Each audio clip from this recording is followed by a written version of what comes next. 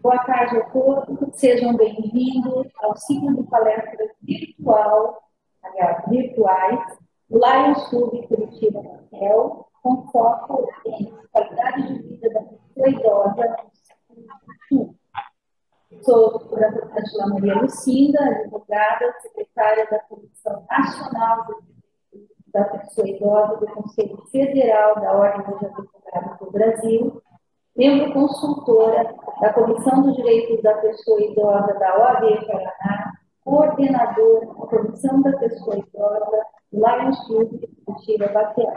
Conosco, para dar início às atividades de hoje, a presidente do Lions Clube de Curitiba Batel, doutora Maria Lúcia Miaki Okumura, professora, pesquisadora, doutorada e mestrado em engenharia, especialista em próteses, órteses e materiais especiais de educação especial, atua nas áreas de engenharia de produção, membro de pesquisa e tecnologia da Associação Dar a Mão, membro do programa Fraternidade na unidade do Movimento dos Populares, no apoio às pessoas em situação de extrema pobreza. A palavra é sua. Boa tarde a todos, sejam todos bem-vindos.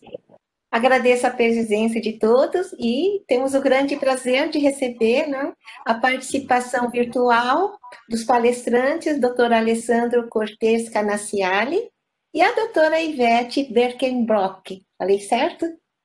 Agradeço também aqui a presença aqui do nosso presidente da divisão, o nosso companheiro João Dario de Oliveira, e a querida doutora Rosângela, né, nossa coordenadora da Comissão de Pessoa Idosa e também é a moderadora deste evento do Lions Clube Curitiba Batel. Agradeço imensamente também aos companheiros e colegas Roberto Canaciali e Ana Maria Teles Gressinger pela excelente indicação dos palestrantes. Quero agradecer também aos membros da Comissão PI 21, que contribuíram e prepararam para esse evento acontecer. Em especial, a equipe técnica com os engenheiros, companheiro Carlos Eugênio Carneiro de Mello e o nosso companheiro Pablo Molina Leitão, que está patrocinando a plataforma de transmissão da WebEx. Esse evento, ela foi adaptada, né, por meio de tecnologia para o período de pandemia. E hoje damos a continuidade, né, seguindo os protocolos de distanciamento social para a segurança de todos. O tema qualidade de vida para a pessoa idosa do século XXI, ela abrange várias situações de hoje e também amanhã. Ou seja, a qualidade de vida está no cuidado físico, mental, social, espiritual, né? Isso para alcançar a longevidade sem dependência, com autonomia. Certamente que também na qualidade de vida estão presentes os casos de oferecer conforto para aqueles que estão com diagnóstico de doenças crônicas ou mesmo aqueles que estão em cuidados paliativos. Portanto, contribuir na qualidade de vida tem grande abrangência na saúde, na educação, na previdência, políticas públicas, acessibilidade, tecnologia e outras áreas sociais e humanas. Enfim, desejo a todos um ótimo evento. Agora eu devolvo a palavra para a doutora Rosângela. Obrigada, presidente. Passamos ao nosso primeiro palestrante, doutor Alessandro Cortes Canaciali, pós-graduado em ortodontia, implantodontia, odontogeriatria, Paraná e Santa Catarina, com mais de 20 anos em consultório, com o tema Saúde Bucal do Idoso em Tempos de Pandemia. A palavra é sua. Então tá. Eu gostaria primeiro de agradecer à comissão organizadora do evento, né, na pessoa da doutora Rosângela, que fez todo o contato conosco, dizer que eu me sinto muito honrado em participar desse grupo tão seleto de palestrantes. Eu tenho uma apresentação montada, ela envolve alguns aspectos mais técnicos, eu vou tentar passar um pouco mais rápido nessas partes técnicas para não ficar muito demorado, porque a última vez que eu dei essa aula foi de 1h30. Eu vou tentar fazer em 40 minutos então, tá? Eu vou compartilhar a tela aqui com vocês. Enquanto isso, eu vou falando, tá? Estou abrindo aqui o conteúdo. Então, vamos lá, tá? Bom, no ano de 2011 até 2013, eu fiz a minha especialização em odontogeriatria na Faculdade de Herrero. Ela foi uma especialização com um foco muito reabilitador, porque a grande maioria dos nossos pacientes eram pacientes já bastante idosos, pacientes que passaram por uma outra odontologia há 20, 30, 40, até mais anos atrás. Era uma odontologia que tinha uma visão muito extracionista. Então, ela gerou uma geração de mutilados bucais, né? São pessoas com ausência de um, às vezes até mesmo todos os elementos. Então, a partir do ano de 2001, foi definido a odontogeriatria como a especialidade da odontologia que estuda os fenômenos do envelhecimento e suas repercussões na cavidade bucal.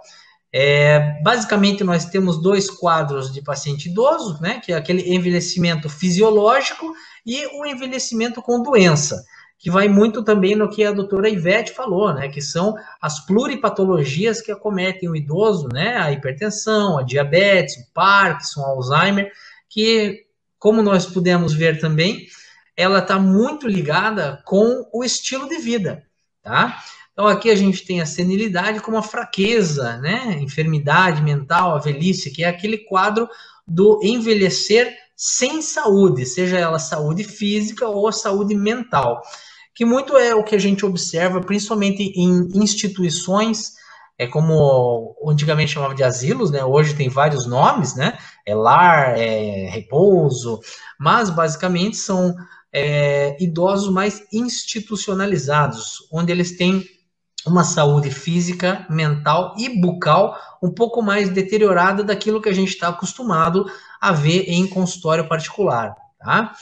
Então, as alterações fisiológicas do idoso, assim como a doutora Ivete falou, elas estão intimamente ligadas ao estilo de vida, tá?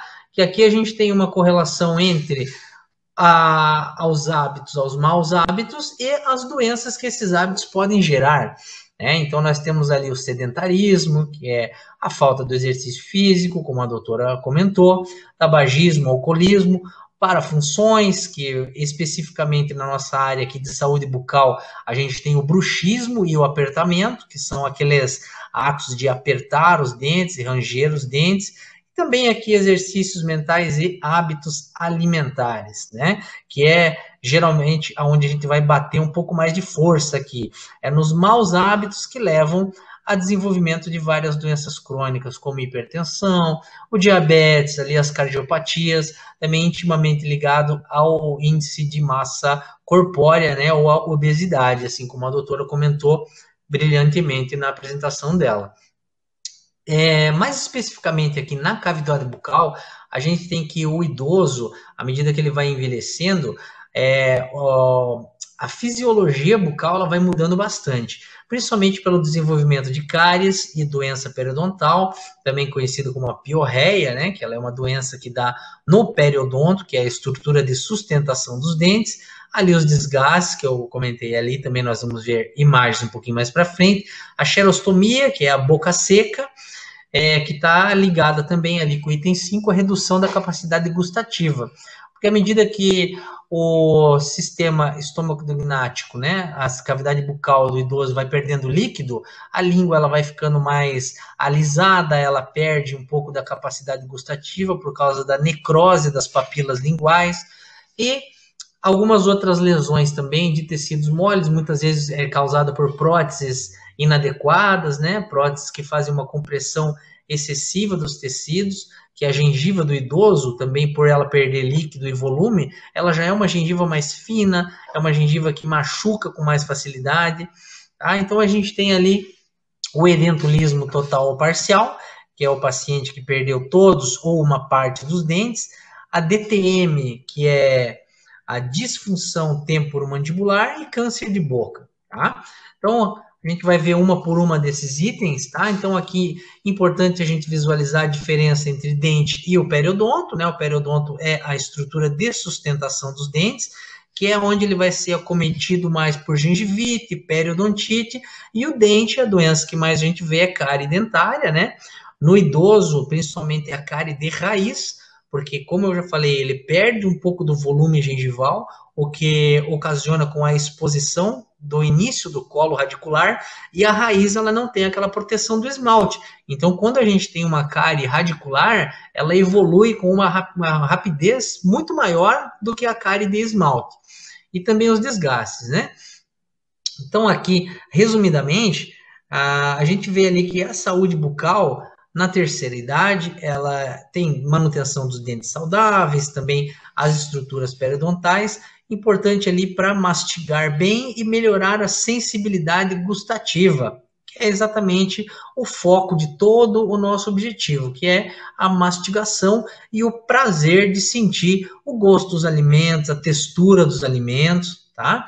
Aqui mais embaixo a gente vê que a saúde comprometida afeta o nível nutricional, porque muitas vezes quando o paciente já não tem aquela capacidade mastigatória como eram seus dentes originais, ele acaba se restringindo a um grupo de alimentos que são os carboidratos, que são alimentos de fácil mastigação e de baixíssimo valor nutricional. A gente vai ver mais adiante aqui que a gente vai precisar de várias vitaminas que estão presentes em alguns alimentos que são um pouco mais difíceis de serem mastigados, tá? Aqui só para a gente ver como é que as forças da mastigação, elas incidem nos grupos dentários. Os dentes anteriores, que são os incisivos e os caninos, eles recebem as forças mastigatórias no sentido horizontal, até por causa da força da língua, a pressão dos lábios. Então, todos esses eixos de força, eles são de dentro para fora e de fora para dentro, o que condiz com o formato pontiagudo desses elementos. E os dentes posteriores, eles recebem a força mastigatória no sentido vertical. Por isso que nós temos os molares, que são dentes com uma plataforma maior, os dentes com um diâmetro maior, e também com um formato que facilita mais na trituração dos alimentos. Enquanto que os dentes anteriores, eles são mais utilizados para cortar os alimentos. Então, ali dentro da nossa boca, cada um tem a sua função. E quando se perdem um ou mais elementos, ocasiona que os dentes anteriores muitas vezes têm que fazer a função de absorção de carga vertical e os dentes posteriores a carga no sentido horizontal, o que gera recessão gengival, lesões de abfração e nos dentes anteriores mobilidade dentária, que vai somente agravando a condição de uma mastigação já um pouco debilitada, tá? Aqui a gente consegue ver os desgastes dentários. Aqui muito característico do paciente bruxômano, né, o paciente portador de bruxismo. Geralmente o paciente tem a queixa principalmente estética. Fala, doutor, eu não vejo mais meus dentes, eu não tenho mais prazer de sorrir. Quando eu dou um sorriso, ninguém vê o meu dente, parece que eu estou banguelo, parece que eu não tenho dentes. E quando, num caso mais acentuado, aí ele já começa a desenvolver hipersensibilidade, porque ele perde a estrutura do esmalte dentário e começa a chegar perto do nervinho do dente, que é a polpa dentária. Aí é um caso já mais complexo de fazer o tratamento, porque muitas vezes envolve tratamento de canal em todos os dentes, pinos, coroas. Então, o quanto antes a gente conseguir identificar esse tipo de parafunção e entrar com uma plaquinha miorrelaxante, que é uma placa justamente para interceptar essa condição de bruxismo, melhora o prognóstico do paciente. Essas lesões de recessão gengival, né, que nós chamamos de abfração, elas também são causadas por carga oclusal excessiva. A gente vê que os dentes eles estão praticamente retos. Então, esses dentes anteriores, principalmente o canino, que ele é um dente pontiagudo, ele perdeu a função de corte. Então, aqui todos os dentes eles estão funcionando basicamente da mesma maneira. Eles estão achatando os alimentos. Então, dentes com função de corte já não tem mais aquele poderio de corte e reduz um pouco aos grupos alimentares que o paciente pode deglutir e mastigar sem grandes problemas, tá? Aqui, como eu já tinha falado antes, a xerostomia, que é a sensação de boca seca, né, de falta de salivação. Ela pode ser causada por várias etiologias, etiologia medicamentosa, ou algumas doenças sistêmicas, como a síndrome de Sjögren, diabetes, HIV, AIDS. Tem alguns medicamentos antidepressivos que causam a xerostomia também. Por isso é muito comum, às vezes, o paciente idoso relatar que tem a boca seca. Às vezes é medicamentosa, tá? Não é difícil acontecer isso daí, tá? E aqui a xerostomia fisiológica, que é por causa da desidratação das glândulas salivares e das papilas linguais, tá? Aqui a gente tem os tipos de papilas, eu vou passar rapidamente, que esse slide aqui é mais interessante. As papilas linguais, elas têm várias formas e funções, basicamente para distribuir a sensação dos gostos na nossa boca. Sensação de doce mais na ponta da língua, o azedo nos bordes laterais, salgado em toda a região anterior e base da língua. E dessa maneira, quando a gente começa a ter a necrose e a degeneração das papilas linguais, às vezes o paciente tem esse tipo de relato. Ele fala, doutor, eu não sinto mais sensação de doce. Eu salgado, ácido, eu consigo sentir, mas doce eu já não sinto. E justamente é por causa de alguns tipos de papila lingual que começam a fazer a degeneração.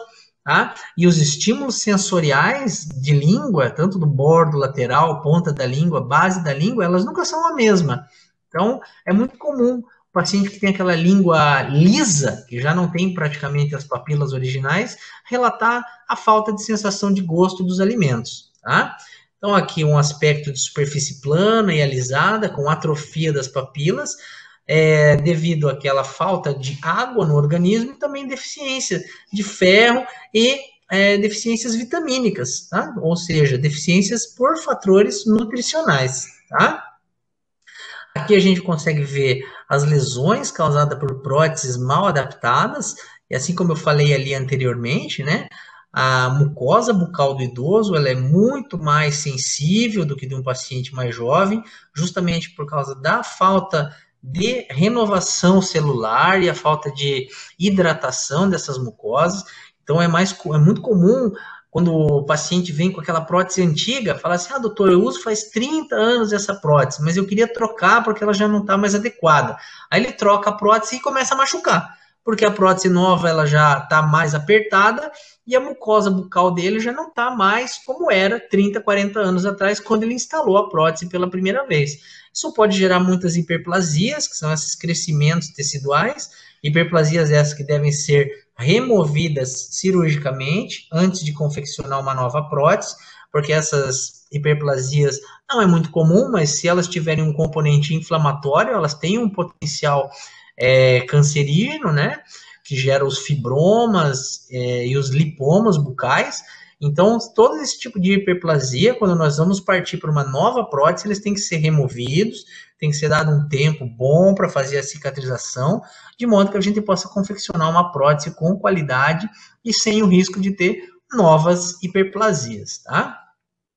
Esse daqui era o tratamento de 20, 30 anos atrás, né? Fazer a famosa dentadura, tirava todos os dentes e colocava uma chapa. Isso daí a gente ouve muito no consultório, que como nós trabalhamos na área de implantodontia, nós estamos reabilitando esses pacientes que perderam seus dentes há 20, 30 anos e que hoje buscam por uma solução mastigatória com mais qualidade. Doutor, eu não quero mais ficar tirando isso daí, ou às vezes eu vou num restaurante, isso aqui me incomoda, eu tenho que tirar para limpar, junta alimento embaixo. Então, realmente são essas as queixas que nós ouvimos quase que diariamente aqui em clínica e que nós buscamos soluções mais adequadas, né, com a tecnologia de hoje em dia e também as técnicas cirúrgicas, já todas mais evoluídas, para que a gente possa dar uma solução melhor, mais conforto para o nosso paciente. Que olha como fica feio, ó. Isso aqui é uma lesão ulcerada já, causada por uma prótese mal adaptada. Essa úlcera aqui, ela já tem um componente infeccioso, então já é uma lesão que está mais avançada. Isso daí a gente não pode deixar acontecer. E muitas vezes aquele idoso que está lá sozinho no asilo, ele está lá com aquela prótese, sofrendo quietinho. Então a gente tem que sempre orientar os cuidadores. A gente atende muito paciente que vem com o cuidador, e o tratamento ele tem que ser conjunto, né? Não adianta a gente querer fazer um tratamento que o paciente não vai conseguir dar a devida manutenção. Não podemos fazer uma prótese que vai gerar um dano desse aqui no paciente, de maneira alguma, tá? Esse tipo de prótese, ele também não tem uma capacidade mastigatória como ele tinha dos seus dentes naturais. É muito comum que o paciente vai perdendo a altura facial, que a gente chama de dimensão vertical de oclusão. Então, a perda de dentes, ela acarreta uma sobrecarga na musculatura mastigatória, tá? Causando muitas vezes lesões na ATM, que é a nossa articulação. A articulação é composta pela cabeça da mandíbula, base do crânio e um disquinho articular. É como se fosse um menisco do joelho. Quando a gente faz movimentos de abertura e fechamento, essa articulação vem para frente e vai para trás. E quando o paciente perde os dentes, acarreta um movimento de rotação anterior da mandíbula. A mandíbula acaba jogando um pouquinho para frente para compensar aquela falta de dentes e tentar fazer uma mastigação. Por isso é muito comum ver aquele paciente bem idoso, bem velhinho, que já não tem os dentes há muito tempo. A gente vê que ele tem um queixo muito grande, muito pronunciado. Aquele paciente bem queixudinho. Por quê? Porque com o passar dos anos, ele sempre teve que jogar a mandíbula para frente, porque não tinha esses dentes posteriores, ele tinha que morder com a frente, ou às vezes um joguinho de próteses mal adaptadas. Então toda essa movimentação, todo esse desvio da normalidade acaba gerando a DTM, que é a disfunção temporomandibular, que aí já é um problema que é muito mais característico com dor, né? Ai, doutor, eu vou abrir a minha boca, eu sinto dor, eu sinto que dá um estalo, eu sinto que tem um zumbido, eu vou dormir, eu acordo com dor. Então, todos esses sintomas estão relacionados a DTM, são as desordens temporomandibulares, aqui que a gente vê inflamação em todo aquele complexo. Que aqui a gente tem músculos, tendões, ligamentos, e a cápsula sinovial, aqui o disco articular, é uma estrutura muito rica em colágeno. Então, à medida que o paciente vai envelhecendo, esse disquinho vai ficando cada vez mais fino. E quando ele chega a quase desaparecer, a gente tem um contato de osso com osso. A cabeça da mandíbula, ela toca diretamente na fossa articular. Esse osso, ele tem uma certa cortical, que é um osso mais duro por fora, mas uma vez que ele gasta essa parte mais branquinha aqui, ele já vem aqui para o osso medular, que é um osso muito mole. Então, a degeneração, uma vez que ela que ela passa daquele processo inicial, ela não é muito devagar, ela acontece de uma maneira relativamente veloz. E esse tipo de processo é muito difícil da gente reverter. Então, mais uma vez, a gente cai na prevenção, né? Tem que tentar determinar o aparecimento dessas lesões e tratá-las precocemente, porque muitas vezes, quando a gente está com uma DTM já muito avançada, o tratamento é cirúrgico. A gente tem que abrir ali e colocar uma prótese, tá? Então, o paciente com DTM, o paciente com próteses inadequadas, o paciente com ausências dentárias, ele não é um paciente que ele vai ter uma nutrição adequada. A gente vê que tem uma gama muito grande de alimentos que possuem nutrientes específicos que exigem uma certa capacidade mastigatória, né? Como é que a gente vai, um paciente que usa prótese superior e inferior, a dentadura superior e inferior, comer uma cenoura? Não tem como. Ele vai morder ali, a prótese vai deslocar, vai começar a machucar, entra comida por baixo. Então, vários grupos alimentares, eles acabam fugindo da dieta desse tipo de paciente. O paciente vai optar por pão, macarrão, que são alimentos de fácil mastigação, bolacha, tá? Então é o que a gente vê, a gente sempre tem esses questionamentos quando o paciente vem no consultório, né? Como é que é a sua alimentação? Ah, doutor, eu como um pão, bolacha, minha janta é pãozinho. Por quê? Porque são alimentos que ele consegue triturar, tá? Não dá para recriminar também. Então aqui, ó, como é que a gente identifica um paciente que tem uma dieta mais balanceada e o paciente que não tem, né? Então, aqui, ó, o que a doutora Ivete tinha comentado antes, né? Os pacientes diabéticos, os pacientes obesos. Por quê? Porque é gostoso, né, gente? Comer um bolo com essa cobertura aqui, uma bomba recheada com chantilly, é claro que é gostoso. Mas a gente tem que ter aquela disciplina, né? Tem que saber que isso aqui faz mal. Tem que colocar a mão na consciência, né? Não é para dizer que não vai comer nunca mais, só que tem que saber que isso aqui não pode ser a base da dieta, né? A gente tem que partir por alimentos que tenham qualidades nutricionais maiores, né?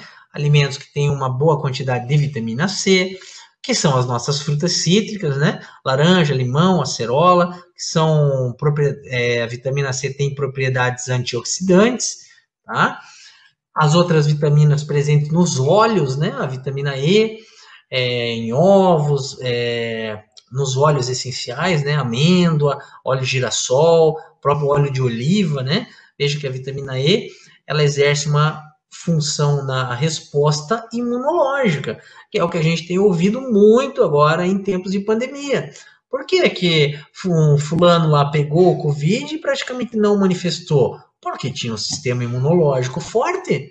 Ah, mas ele tinha 60, 65 anos e era assintomático, mas ele tinha uma resposta imunológica boa, ao passo que pacientes mais jovens, a gente vê que tem, muitas vezes, uma resposta ruim ao vírus, com, às vezes, até internamentos, né? A gente ouve muito relatos de pacientes, né? Irmão de paciente, vizinho de paciente que ficou internado muito tempo, inclusive teve que fazer uso dos respiradores.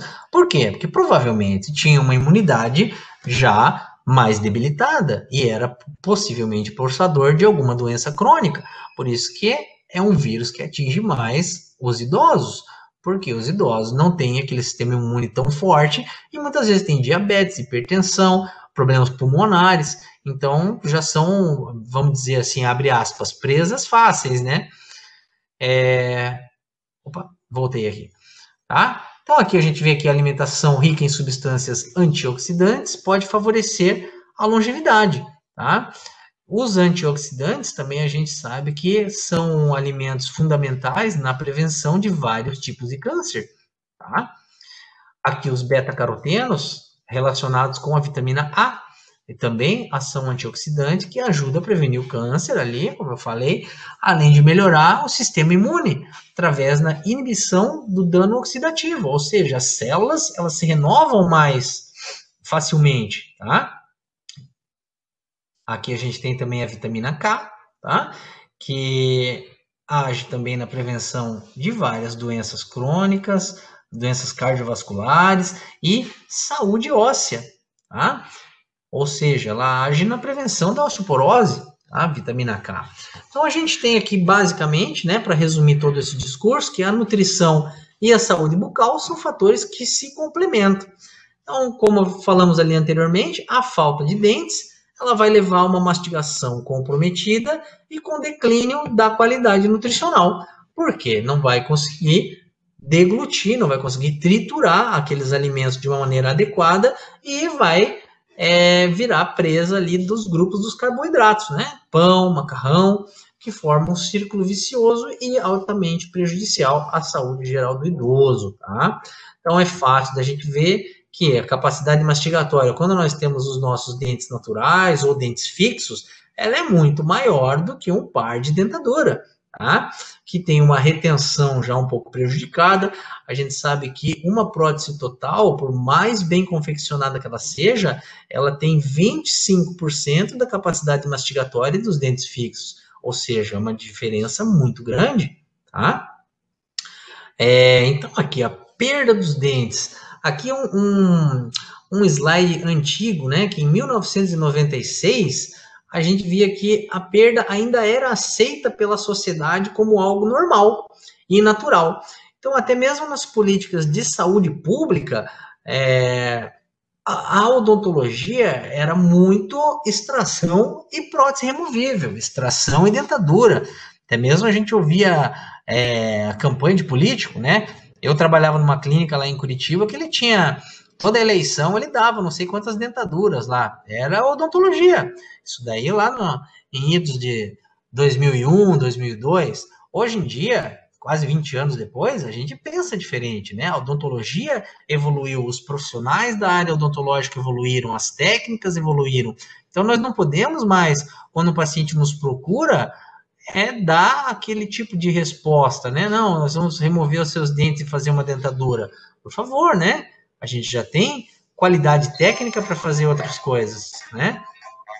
Que eu montei um vídeo bem rapidinho para a gente ver o que acontece com a perda dentária, o que acontece com os outros dentinhos, tá? Lembrando ali que eu falei das tipos de prótese, né?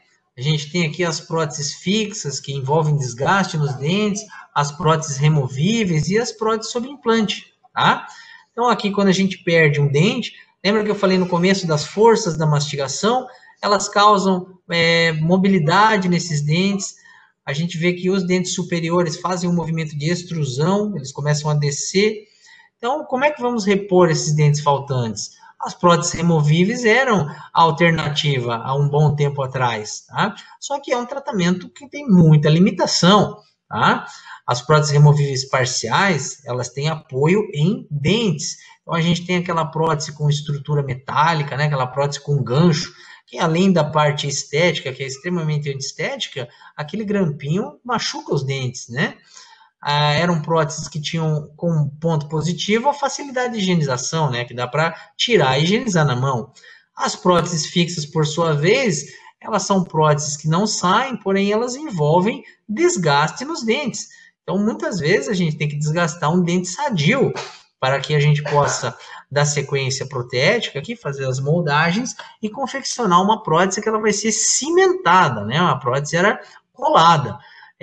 Bom, era uma prótese que teve também a sua época áurea, né? Que tem muita gente com próteses fixas em boca, só que hoje em dia já não tem mais cabimento a gente desgastar 2 dentes bons para fazer uma prótese de 3 elementos, né? Sendo que poderia instalar um implante aqui com muita facilidade e devolver essa mastigação que foi perdida com o mínimo de dano, tá? Então, hoje em dia, o métier nosso, né, a nossa técnica de eleição, sempre que possível, são os implantes dentários, até porque os implantes também evoluíram muito com o passar dos tempos. Hoje em dia nós temos cirurgias guiadas por tomografia, né, cirurgias sem corte, cirurgias com o mínimo de trauma possível. Então, a instalação dos implantes, ela tornou-se um procedimento seguro, um procedimento praticamente indolor. Nós, sempre que podemos, utilizamos a técnica da sedação consciente. Então, os pacientes, às vezes, vêm fazer a instalação de implantes praticamente dormindo. Então, eles entram e já saem com os implantes instalados. É o que dá um conforto muito grande, porque também são pacientes que tem um certo receio, né? Tem um medo de fazer esse tipo de tratamento, porque passaram por uma odontologia altamente traumática, uma odontologia extrativa, tá? Meu pai mesmo uma vez me falou que fez extração sem anestesia, onde é que já se viu isso? Foi no dentista, fez lá os procedimentos que tinha, imagina o trauma que isso não gera na pessoa. E são relatos como esse, a gente escuta corriqueiramente, diariamente. Muitas vezes o paciente morava em alguma cidade do interior e o pai levou no dentista, pediu para fazer as extrações, e sabe que 30, 40 anos atrás não era que nem hoje, né? Os filhos obedeciam os pais. Então, gerou também essa geração de mutilados, né? A gente consegue ver aqui esse senhor que a ausência de dente superior e inferior perde completamente o suporte labial, né? Então, aqui, ó, de novo, que a gente falou, a dimensão vertical de oclusão, que é a altura facial. Uma vez que perde-se os dentes, perde-se o suporte. Então, dá aquele efeito de envelhecimento, né? Os músculos perdem a tonicidade, muitas vezes desenvolve-se o que nós chamamos de queilite, que é bem nessa região aqui de comissura labial, no cantinho do lábio, aquela infecção fúngica, né? A queilite é causada por cândida. Justamente esses pacientes que não têm uma altura facial bem estabelecida, acumulam muita saliva aqui nessa região. Então, a cândida, ela é um micro-organismo oportunista, ela desenvolve uma infecção aqui nesses pacientes, tá?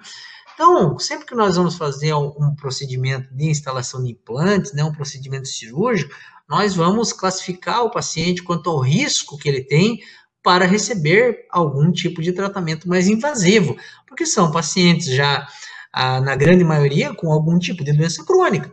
Tá? Nossos pacientes, corriqueiramente, são hipertensos, têm algum nível de diabetes, tomam vários tipos de medicação, principalmente os anticoagulantes, que nós devemos entrar em contato com o médico, né, o geriatra, ou o cardiologista, ou até mesmo o clínico geral do paciente, e pedir a suspensão dessa medicação 3 dias antes de procedimentos cirúrgicos, tá? Então, uma vez que a gente determine que o paciente está apto a receber os implantes, a gente vai partir para o nosso tratamento, tá? Então, aqui, a gente tem aqui também que isso daqui a gente vê muito na nossa clínica diária, tá? Que classificar as pessoas acima de 65 anos, ou seja, os idosos, como um grupo homogêneo, prejudica a forma de abordar esse tipo de paciente. Por quê? Porque nem todo mundo é igual, né, gente? Tem pacientes que tiveram já um certo cuidado com os seus dentes quando eram mais jovens, tiveram já um estilo de vida mais saudável, tá? São pacientes que não têm, muitas vezes, trauma, a gente consegue propor um tratamento com uma aceitação maior, tá? Por outro lado, existem pacientes que já têm limitação motricional, tem pacientes que já não têm mais aquela coordenação motora, então não adianta a gente querer fazer um tratamento muito complexo, sendo que o paciente não vai ter condições de fazer a higienização, isso daí pode pôr a perder todo o nosso tratamento, tá? Aqui o comentário do Dunkerson, que a gente vê que a experiência de vida acumulada por cada indivíduo varia muito, de acordo com o nível econômico, estado de saúde, nível cultural, nível de motivação, tá? Isso a gente vê muito. Vê pacientes, aqueles pacientes mais velhinhos ali, 80, 85 anos, que estão super para cima, super de bem com a vida, e muitas vezes outros pacientes que já não estão nem tão idosos ali, 60 anos, 65, que a gente já vê aquela face mais entregue, né, aquele olhar caído.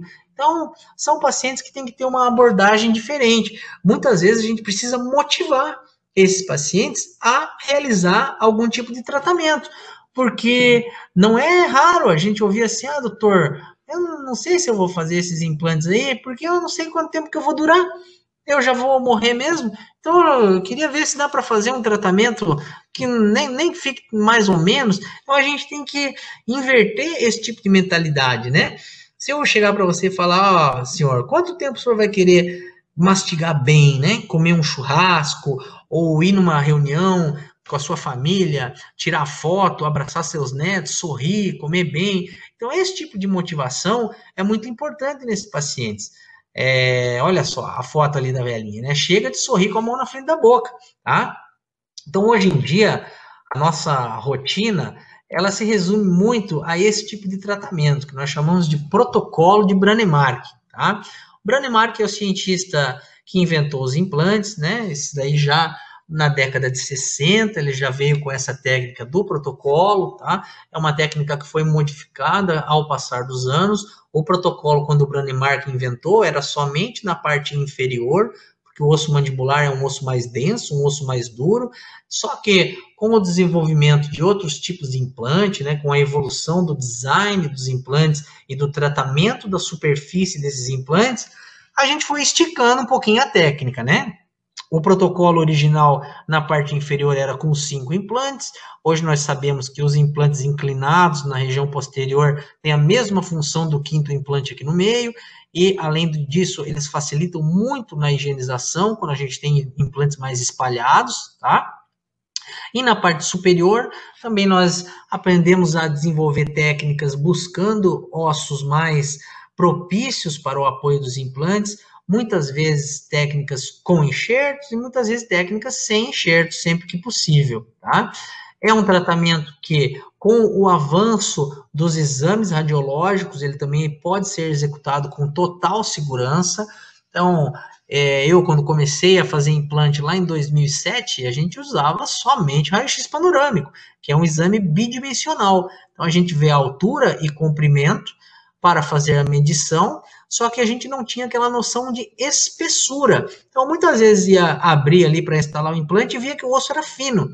E aí, como é que fazia? Aí tinha que fazer algum tipo de enxerto ósseo, ou instalava o implante daquele jeito mesmo, buscava o implante onde tinha osso e se virava com a prótese, o que foi gerando vários tipos de problema que hoje nós conseguimos resolver, tá?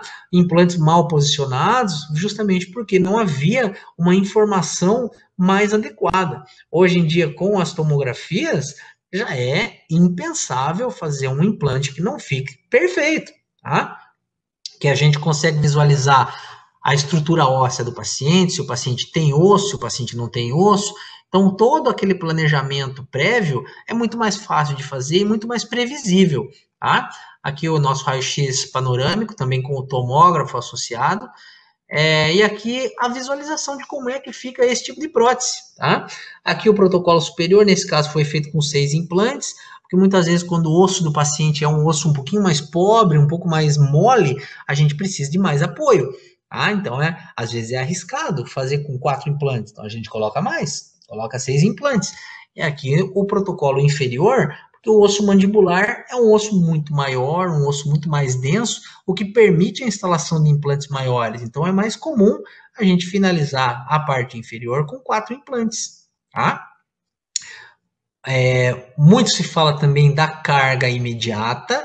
A carga imediata é a facilidade de instalar a prótese já logo depois da instalação dos implantes.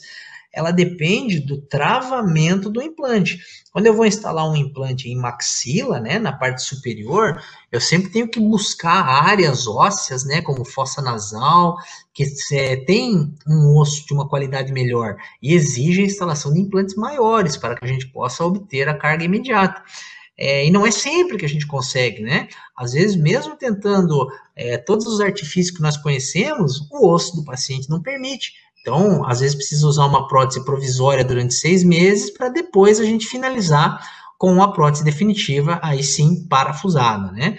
Em mandíbula, é mais comum que a gente consiga um torque muito alto na instalação dos implantes, que já permita a instalação da prótese. Até hoje, às 2 horas, eu tinha até comentado com o Pablo que hoje eu tinha uma cirurgia, hoje eu fiz uma dessa aqui, Pablo. A gente removeu 7 dentes na parte inferior da paciente, eram dentes que já estavam condenados, instalamos 4 implantes, muito com essa configuração, né, os implantes posteriores deitados e os anteriores retos, e já iniciamos a etapa protética. Até quinta-feira está prontinha a prótese da paciente, tá? Então, lá em 2007, quando a gente iniciou os implantes, a exigência que a gente tinha dos pacientes, geralmente era uma só. Doutor, eu quero comer. Doutor, eu quero mastigar. Eu quero morder, eu quero puxar uma maçã, eu quero comer uma carne. Então, a gente fazia os implantes ali com base nas panorâmicas, e a única coisa que a gente queria é que os implantes travassem. Ele tinha que travar fortemente no osso para que a gente pudesse fazer a prótese. Hoje em dia, não. Hoje em dia, a mastigação, claro, é a queixa principal, mas hoje em dia a estética do paciente, principalmente do paciente idoso, é um paciente muito mais exigente no quesito estético. Então, o tratamento ele não tem só que ficar funcional, tá? Não tem que ficar fácil de fazer mastigação. É um tratamento que nós precisamos dar uma estética de qualidade ao paciente, tá? Então, hoje em dia nós temos o artifício de fazer esse tipo de protocolo com dentes muitas vezes ceramizados, né, ou dentes com uma qualidade da Kuser, né, dentes importados.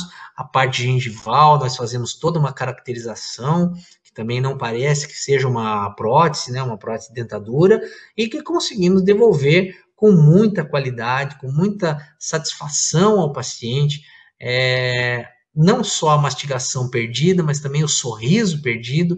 Veja que nós conseguimos ganhar de suporte labial, tá? Uma paciente que não vai precisar fazer botox, preenchimento, né? Então, muitas vezes nós conseguimos aqui fazer também a correção de problemas esqueléticos, né? Remoção dos dentes, instalação de implantes, para que o paciente possa sorrir, possa mastigar, tá? Então, eu acredito que o meu tempo já deve estar finalizando, né, doutora? E para finalizar, é essa mensagem, né? Que o rejuvenescimento e a mastigação, eles estão lado a lado, tá? É impossível a gente ter um paciente saudável sem uma mastigação adequada, sem uma mastigação com qualidade, tá? A gente vê ali que a autoestima, qualidade de vida estão ligadas à mastigação, ao sorriso e à estética dos nossos pacientes, tá? Então, aqui mais uma vez as próteses que nós conseguimos entregar hoje, né? Que são próteses com uma estética muito superior. Se pegar uma daquelas dentaduras lá do começo do slide, aquelas cor de rosona, não tem nada a ver com isso aqui, né? A gente faz tratamentos com uma qualidade muito maior, né? Então, aqui só para finalizar, um recadinho, né? Uma pegada mais filosófica, né? Qual seria a sua idade se você não soubesse quantos anos você tem? Que a gente tem aquela idade cronológica, né? Mas tem também aquela idade física, a idade psicológica. Muitos pacientes chegam para nós e falam assim, doutor, eu estou com 87, mas eu me sinto com 50. Ah, eu tenho a mesma vitalidade. E o contrário também acontece. Aqueles pacientes que nem são tão idosos, mas que a gente vê, parece que estão já com 70, 80, 90, 100 anos, né? Por quê? Cada um tem a idade do seu coração, da sua experiência e da sua fé, tá? Então é isso aí, pessoal. É o que a gente tinha para mostrar para vocês hoje. Peço desculpa mais uma vez pela falha técnica no início ali, tá? E agradecer a participação e a presença de todos aí, tá bom? Entrego a palavra aí para a doutora Rosângela mais uma vez. Vamos ouvir então a doutora Berkenbrock, geriatra pela Sociedade Brasileira de Geriatria e Gerontologia, diretora de clínica e membro titular do Conselho Municipal de Direitos da Pessoa Idosa de Curitiba, vice-presidente da Sociedade Brasileira de Geriatria e Gerontologia, com o tema Cuidados com as doenças crônicas em tempos de pandemia. A palavra é sua, doutora.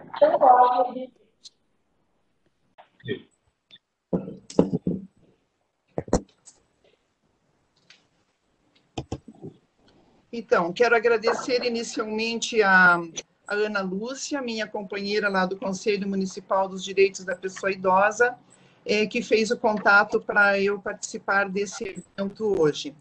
E depois a Rosângela, que tão solícita aí foi organizando, né? E a doutora Lúcia, presidente, então, do Lions Clube Curitiba Patel. E a ajuda do Pablo na parte técnica, que eu espero que dê certo. Eu não tenho apresentação, eu vou tentar falar, então, a gente está agora com um tempo talvez menor, eu vou tentar falar 30 minutos para conversarmos um pouco sobre essa questão de doenças crônicas em tempo de pandemia. Né? Nós todos estamos vivendo uma situação inimaginável, estamos sofrendo as consequências dessa situação, com muito distanciamento social, muito isolamento, e mesmo portadores de doenças crônicas, talvez não tendo condição de cuidá-las com o devido acolhimento que essas doenças devem ter. Então, primeiro, doenças crônicas não transmissíveis, são as que eu vou falar. Como o próprio nome diz, são doenças de muita prevalência a partir da 4ª década de vida e que vão envelhecer conosco. Porque como elas são crônicas, elas não têm uma possibilidade de cura ao longo da nossa vivência, mas elas têm sim uma condição muito boa para serem controladas, e como a gente costuma dizer para os pacientes, você pode até falecer com isso, mas não por isso. E aí se englobam, então, doenças que podem começar a partir dos 40, 50 anos, e as principais são a hipertensão arterial sistêmica, o diabetes mellitus, as dislipidemias, e aqui nós englobamos, então, o aumento do colesterol e dos triglicerídeos, as doenças pulmonares obstrutivas crônicas, e essas condições levando a outras. Essas doenças crônicas não transmissíveis, elas estão sendo ainda muito faladas, porque, infelizmente, como a população idosa, até aqui no mundo todo, 45% das pessoas idosas acima de 60 anos tem pelo menos uma doença crônica, isso leva a uma maior prevalência de mortalidade com uma outra doença, como foi a questão do coronavírus agora. E por isso as doenças crônicas, então, ficaram tão em evidência,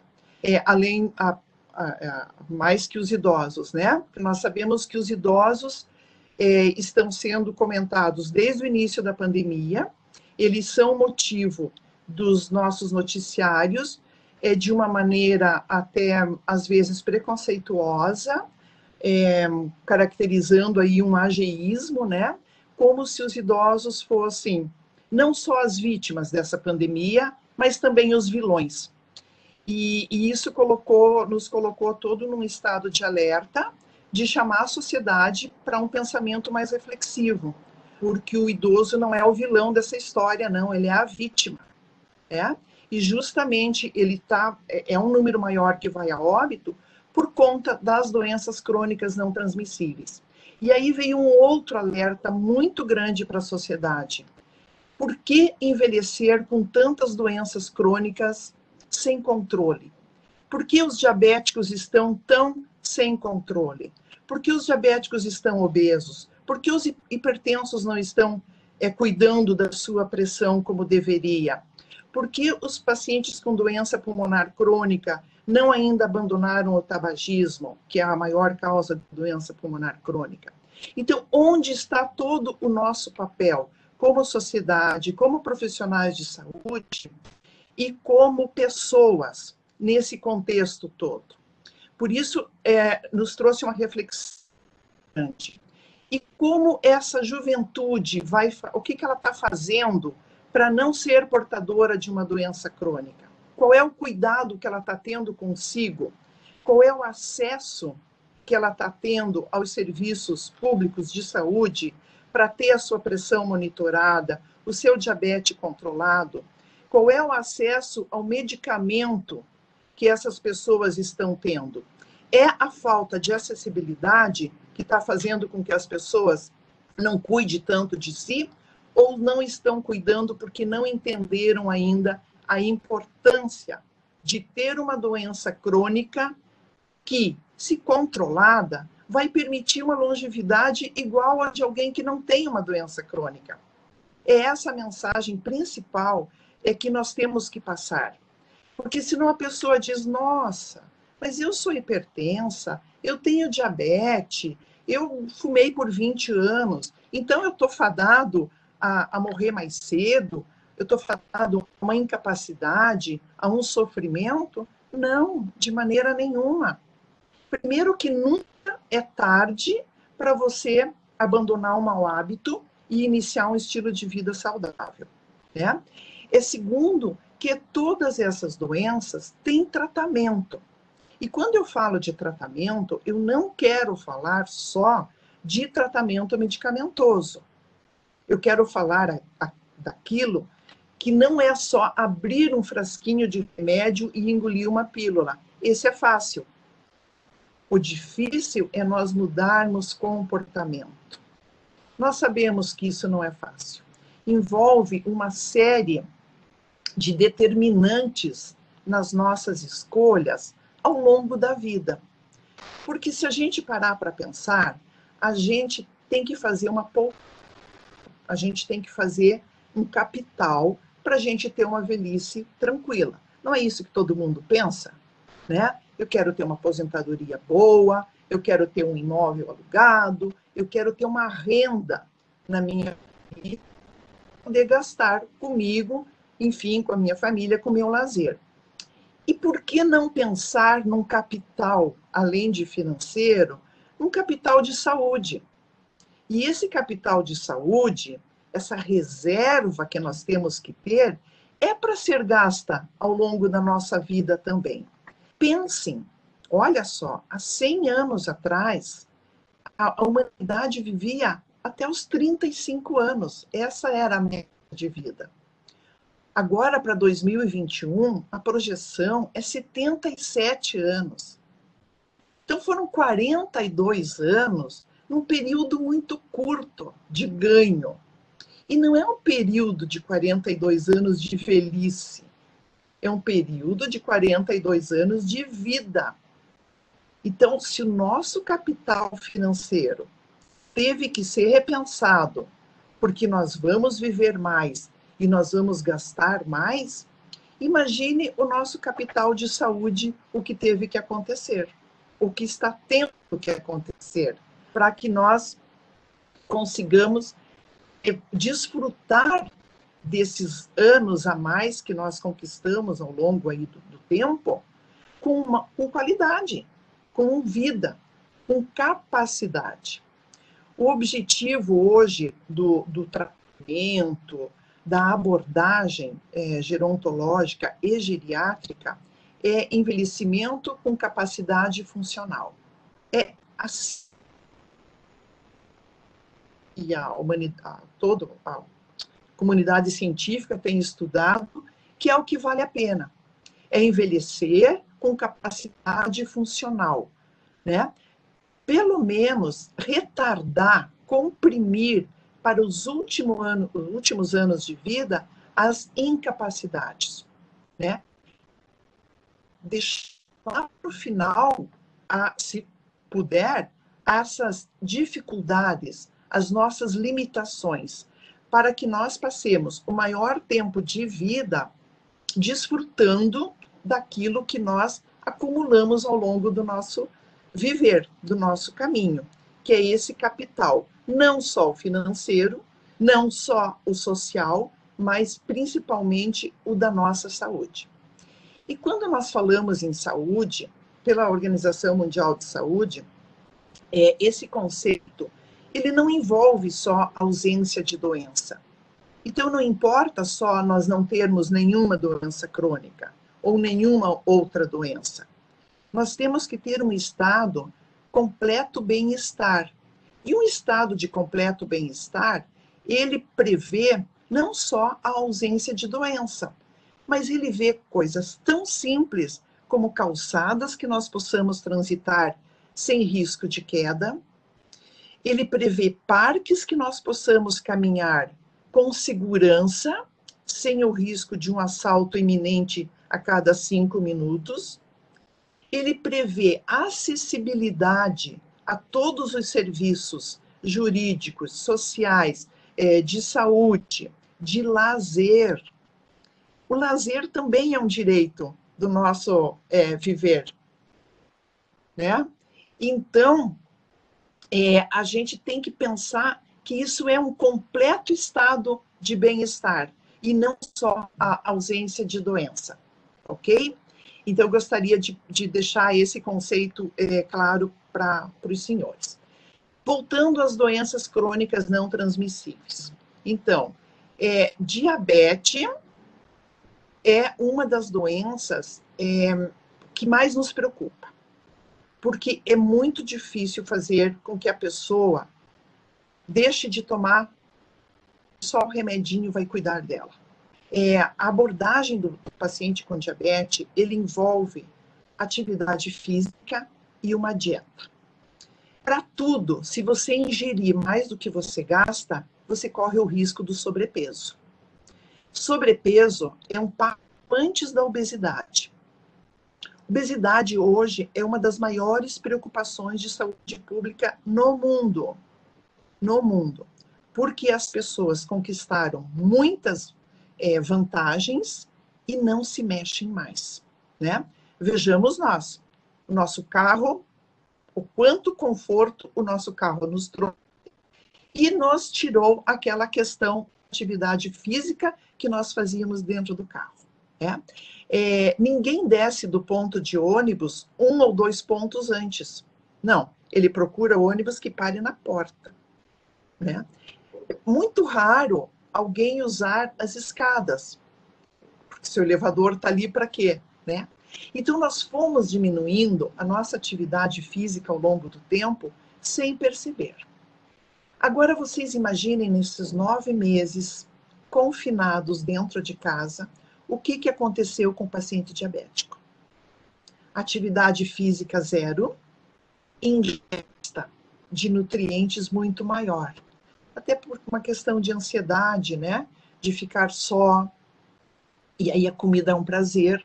Então, nós temos acompanhados, né? Eu faço saúde pública, e nós temos acompanhado, então, esses pacientes, como eles estão descompensando na questão das suas glicemias, dos seus controles glicêmicos, por conta de um abandono. E esse é outro recado que eu quero deixar.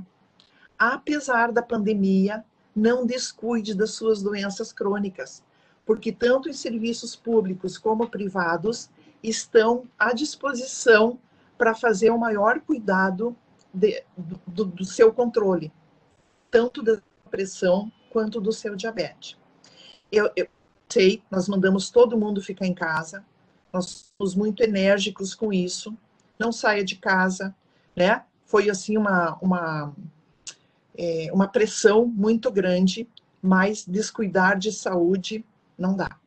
Então tem que ir obedecendo todos os protocolos, todos os cuidados, mas não deixa de pensar no seu diabetes, na sua pressão alta, no seu colesterol e principalmente na sua atividade física.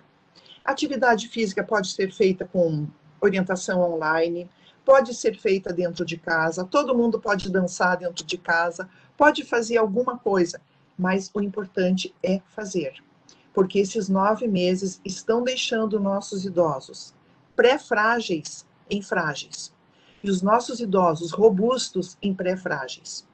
A pré-fragilidade é um caminho, o próximo passo é a incapacidade. Então, nós temos instrumentos para medir essa questão da fragilidade. E, assim, de uma maneira geral, eu posso dizer que em Curitiba, nós temos 26% de idosos frágeis. E todos os outros são ou robustos ou pré-frágeis. Então, nós temos que ter esse cuidado muito grande em que o robusto continue robusto. Isso é, com a sua capacidade plena. O pré-frágil não vá para a fragilidade. E que o frágil seja assistido para que tenha menos incapacidades possíveis. E aí vem a questão, cuidar como? Então, eu vou repetir, nós vamos cuidar com os medicamentos, as receitas estão disponíveis, tanto no sistema público quanto no privado, o CRM nos disponibilizou fazer receitas por e-mail, validando receitas, inclusive com controle. Então, contate o seu médico, o seu profissional, para seguir com essas orientações.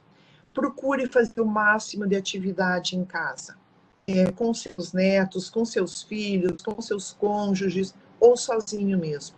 Entre em contato com aquela personal que você tinha, com o fisioterapeuta que você já tinha antes da pandemia. Procure orientações online. O acesso hoje, como a gente está tendo aqui, está tão... Então, não descuide de si, porque a gente vai sair dessa, mas a gente tem que sair bem, né? Se tiver essa enorme chance de não ter passado pela infecção, pelo coronavírus, mas a gente não pode sair mal por conta de não ter cuidado da pressão, do diabetes, da dislipidemia, da artrite, da doença pulmonar. Eu quero contar para você algo que eu sempre gosto de falar, onde que vocês pensam que vivem as pessoas mais longevas? Onde que tem mais centenários no mundo? Vocês acham que é nas cidades grandes, com todos os acessos, que é nas metrópoles, que é nos Estados Unidos, que tanto fala, e é o país mais obeso do mundo? Então, acham que é na França, na Europa? Alguns lugares da Europa. Mas nós temos 5 lugares no mundo que são consideradas as Blue Zones, as zonas azuis, onde vive centenário. Quase toda a população dessa região chega aos 100 anos e mais. E não é de hoje, já há algumas décadas. E essas regiões, elas são tão diferentes entre si, que os pesquisadores tiveram que achar um denominador comum. Então, vejam, uma é uma ilha chamada Icária, na Grécia. A outra é uma ilha Okinawa, no Japão. Outra é a ilha de Sardenha, na Itália. Outra é uma cidade Loma Linda, que é a única que não é ilha. nos Estados Unidos. E a quinta região é Nicoya, na Costa Rica. Então, vocês vejam que esses países, dessas ilhas, elas não têm nada em comum entre si, né? São em vários lugares do mundo, países mais desenvolvidos, países menos desenvolvidos. E o que elas têm? Só a Loma Linda tem academia. As outras regiões não têm academia. Mas as pessoas têm que cultivar o seu alimento, têm que pastorear o seu rebanho. Então, eles fazem atividade física desde que nascem até o dia que morrem. Tem que plantar, tem que cultivar, tem que colher. Então, isso todos esses lugares têm em comum.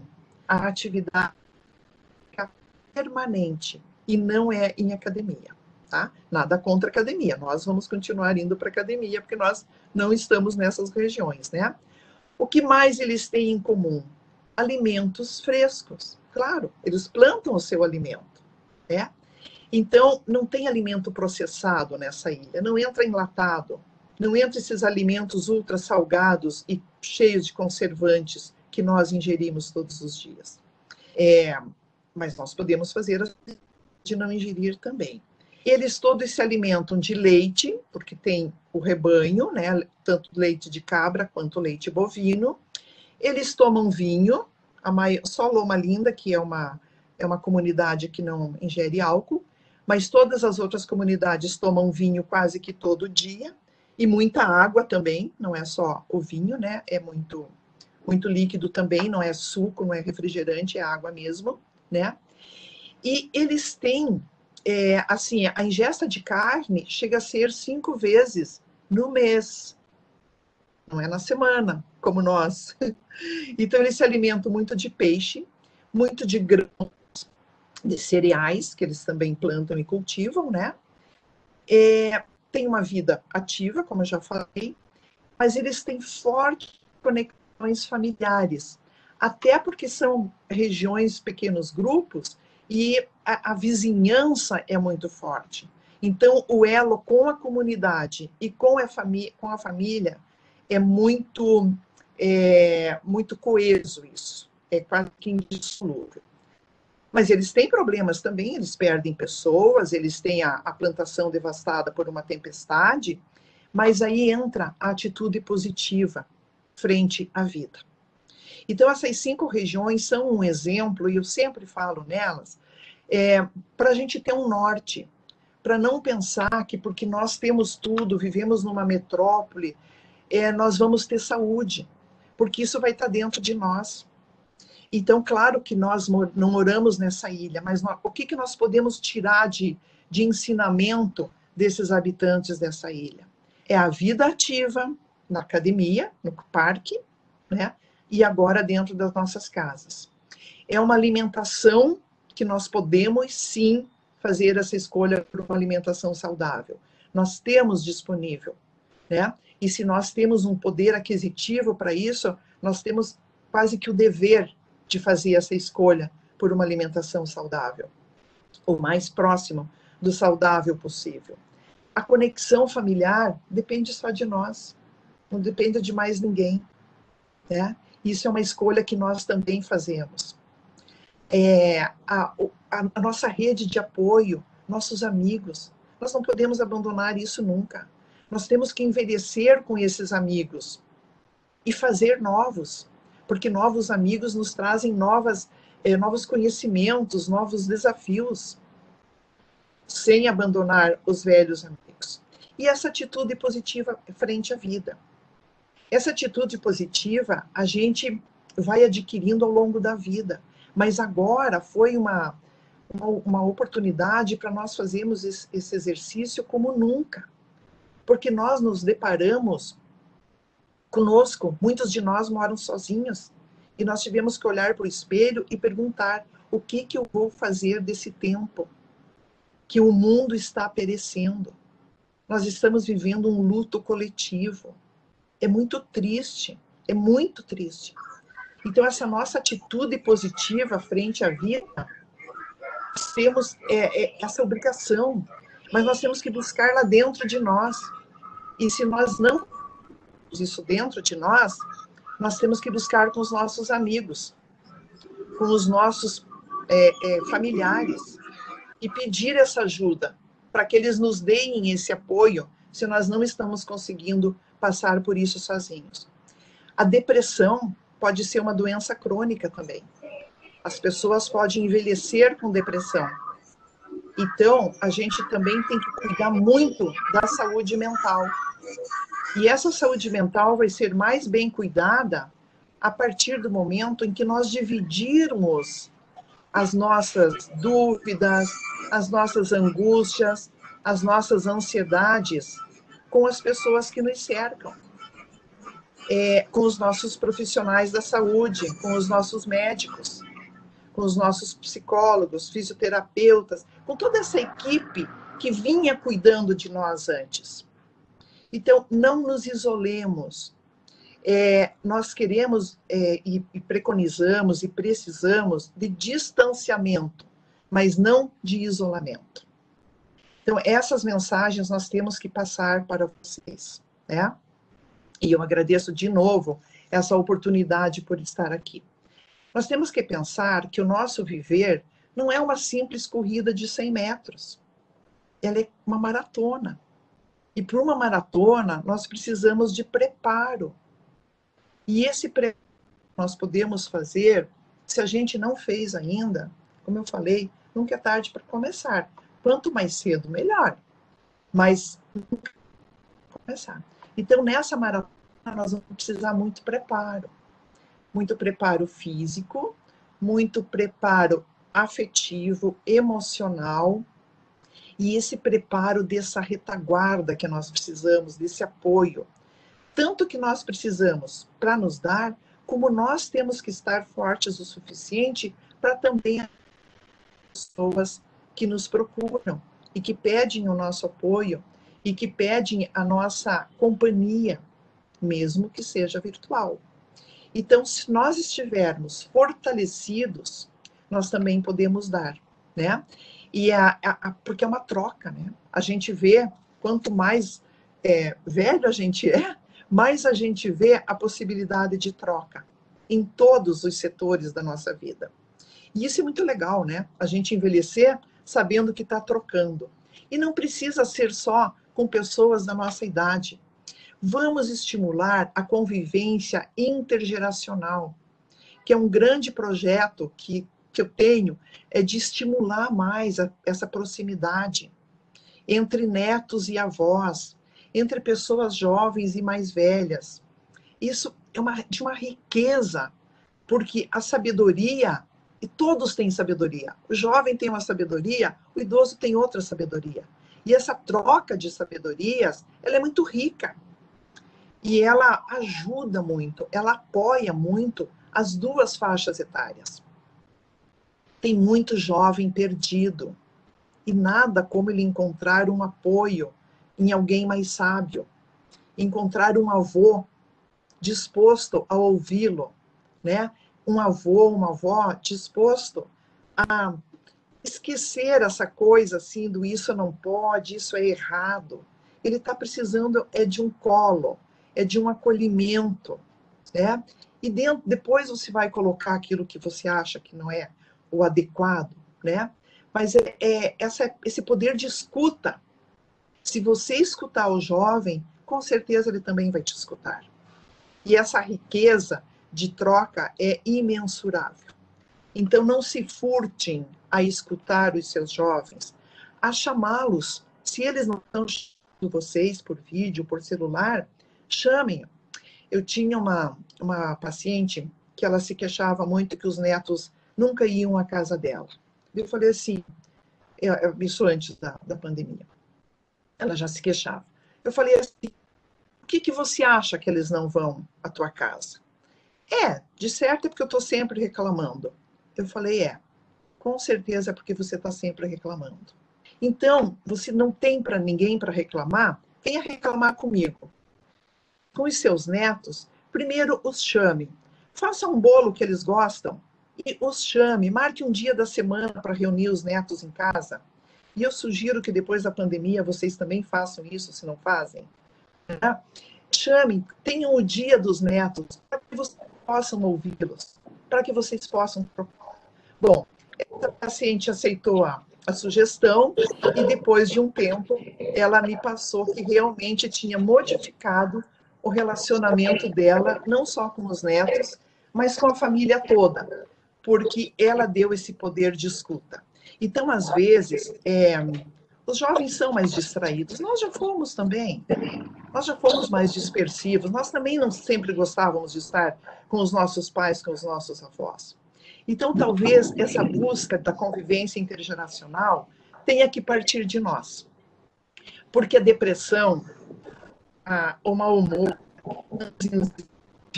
também podem se tornar crônicas, né? Isso não é uma doença, uma característica, mas elas podem ficar crônicas sem a gente perceber que nós estamos cronificando maus hábitos, além do sedentarismo, do tabagismo, do alcoolismo, né? Do comer em excesso. Talvez nós estejamos cultivando outros maus hábitos. E esse tempo de pandemia, ele tem que ter servido para alguma coisa. Talvez, então, a gente possa exercer agora essa condição de ter mais convívio, né? Mas talvez a gente tenha que buscar. Eu já vi relatos de pessoas dizendo que não, que agora eles viram como a família realmente não dava importância, para todo mundo conviver, cada um no seu canto. Mas eu acho que não dá para a gente medir isso agora, porque nós estamos numa situação de muita tristeza ainda. Esperar isso passar, as vacinas estão chegando, mas também não vamos nos iludir, não é amanhã que elas vão estar, não é amanhã que vamos estar todos imunizados. É muito importante que nós mantenhamos o nosso distanciamento e o nosso controle com máscara, com álcool. Está vindo uma época agora de muita alegria, de muita proximidade, e nós, os mais idosos, vamos ter que meio que organizar esta festa, né? Meio que nós vamos ter que dizer como que ela vai ser, como ela pode ser, como que ela deve ser, para que a gente passe esse exemplo para os jovens, porque hoje, infelizmente, são eles que estão lá ocupando, né, os leitos e passando por situações. Porque, apesar de jovens, eles também já têm doenças crônicas. Então, a doença crônica, ela é uma prerrogativa dos mais velhos, mas não só. E uma das doenças crônicas que está mais impactando como fator de risco é a obesidade. E os nossos jovens estão obesos. E os nossos jovens que não são obesos, mas que são diabéticos, estão descontrolados. Porque isso exige uma disciplina muito grande. E nós não gostamos de disciplina. Nós não gostamos que nos digam não faça, não vá, não coma. Não é assim? Mas agora a gente tem que dizer isso. A gente tem que incorporar isso. A gente tem que adquirir esse hábito saudável do não para essas situações. Porque essa pandemia veio mostrar esse lado aí que a gente não cuidou, esse lado da comorbidade, esse lado da doença crônica, que já era objeto de estudo da saúde pública. Ela está bem enfronhada nisso, a Organização Mundial de Saúde não para de disparar números no mundo todo, para diabetes, para hipertensão, porque o que fazem? Essas doenças, elas vão levar a outras. O que leva ao derrame? O que leva ao infarto? É a pressão alta, mais o colesterol alto, mais o sedentarismo, mais o tabagismo. Então, as consequências dessas doenças também são imensuráveis. E são a maior causa de óbitos, independente de pandemia ou não. Isso também eu queria deixar esse recado triste para vocês, sabe? A pandemia veio acentuar a questão das condições crônicas, mas elas já existiam, elas já são preocupantes e nós vamos ter que tomar uma atitude com isso, né? Nós, que eu digo, tanto sociedade, como políticas públicas e como pessoas, como cidadãos. Nós vamos ter que incorporar esse cuidado, porque a gente vai correr risco de não precisar uma pandemia para que essas doenças crônicas levem nossas pessoas. E não é só uma questão de morrer, né? Oi? Doutora, está me ouvindo? Está me ouvindo? Tô. Nós gostaríamos muito de ouvi-la como um período. Vamos ter essa oportunidade, certamente o Lions, né? Vai ter essa oportunidade muito, muito mais, mas diante do nosso tempo exigido, eu gostaria, se a senhora pode finalizar a sua fala, brilhante fala, por sinal, de prevenção, de alerta, de um envelhecimento saudável e digno. A senhora poderia nos dar esse momento que vai se repetir muitas e muitas vezes? Então, assim, Rosângela, eu estava de olho aqui no relógio e eu tinha programado para acabar em 1 minuto. Porque eu sabia que o Alessandro tem esse tempo, né? Então, assim, para encerrar, gente, eu queria deixar uma mensagem de saúde, não de doença, né? Que eu acho assim, que o nosso envelhecimento é a maior conquista das últimas eras, né? Então, se esse envelhecimento é uma conquista, a gente tem a obrigação de fazer dele a melhor coisa do mundo. E para isso a gente vai precisar de alguns nãos, né? Mas de muito mais sim. Sim à resiliência, sim aos amigos, sim a bons hábitos, sim a muita alegria, a muita música, a muita disposição e a muito controle das nossas doenças. Eu quero terminar com esse sim, né? Para uma vida bem saudável e que a gente vença essa fase de agora. Tá ok? Era assim que eu queria terminar, Rosângela, nesse momento. Muito obrigada, e certamente esse sim é recíproco de todos, de todas. Muito obrigada, doutora. Muito obrigada. Valeu. Tchau, tchau. Muito obrigada, doutor. Realmente são informações que para todos nós, né, são até mesmo novas. E vai de encontro a essa doutora Ivete. Realmente, né? Isso, a prevenção, envelhecimento saudável, digno e realmente o bem-estar, né, da pessoa. Vou passar agora, muito obrigada, doutores. Vou passar agora a palavra à nossa presidente, doutora Marta Lúcia, para as considerações finais e encerramento do evento. Com a palavra, doutora. Sensacional! Nossa, adorei! Fiquei um pouco apreensiva no início, mas é muito bom, né? Conhecimento, assim, trazer informações. Nossa, fiquei até assim, segurando a minha boca. Gente, que perigo, né? E, na verdade, o pessoal coloca a mão na boca para não aparecer, mas não, tem outro significado, né? Poxa vida, né?